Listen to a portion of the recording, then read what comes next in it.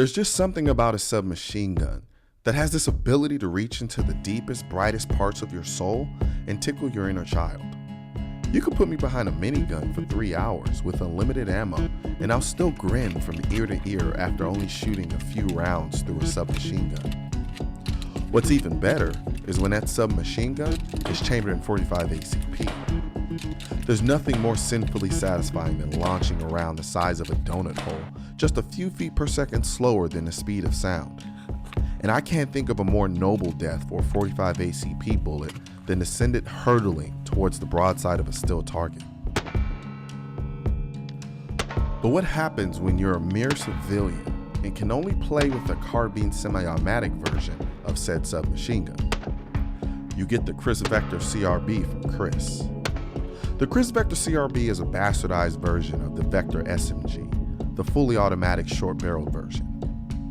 The Vector CRB is the bubble boy of the gun world, forced to live in the mobile sphere of limitation, or cylinder of limitation if you want to get technical, as it has a 16-inch long barrel serving as the greatest killjoy and purpose-destroying feature ever added to a gun. But if you can get past the phallus-inspired barrel, this gun is a hell of a good time. There was an ATF joke in there somewhere, but you'd have to be incredibly immature to get it. You won't believe me, but the Vector CRB is an agile gun.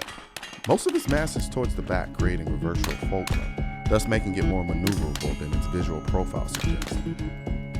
The trigger looks chunky and slow, but looks can be deceiving, because in practice, the trigger breaks clean and will shoot as fast, if not faster, than the person behind the gun. The reset is prominent and loud. The more I shot the gun, the more I liked the trigger. Ergonomically, the Vector CRB felt natural, which is odd considering it looks like someone tossed it off an alien spaceship.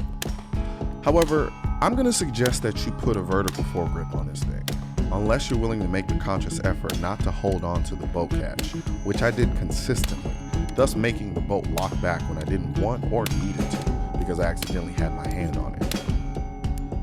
The iron sights on the gun are really good, but a little too low for my liking, so I opted for an Aimpoint T2 Micro red dot with a LaRue mount, which worked perfectly for me.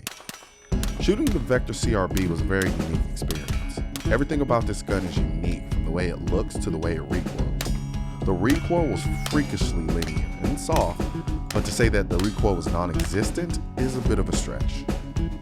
While transitioning from target to target, I spent half the time wishing it were an SBR, and the other half feeling like the barrel isn't that bad, but then I would go right back to wishing it was an SBR. The gun is insanely fast and you can shoot it fast. You can clearly feel that it's a fully automatic gun masquerading as a semi-automatic.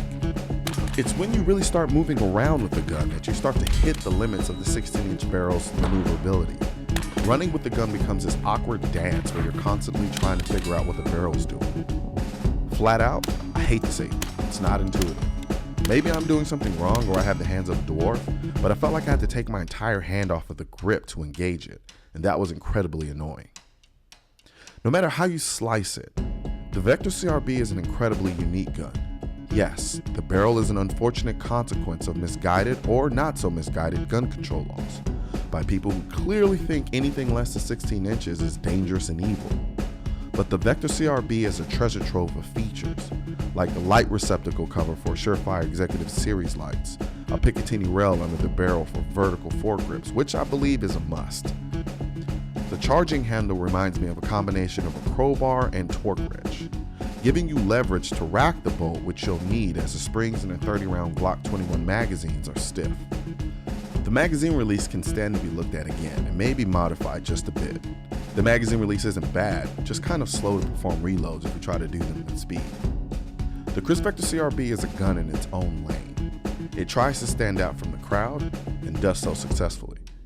I like the gun, I really do. But, like the single-parent mother who sometimes takes her frustration out on her son because he looks so much like his father, the CRB just keeps reminding me how frustrating the NFA laws are. I feel that in SBR form, this gun would be incredible. As is, the Vector CRB is a really good gun, with some unique quirks due to its unique design. But man, I can't stop thinking about this gun in SBR form.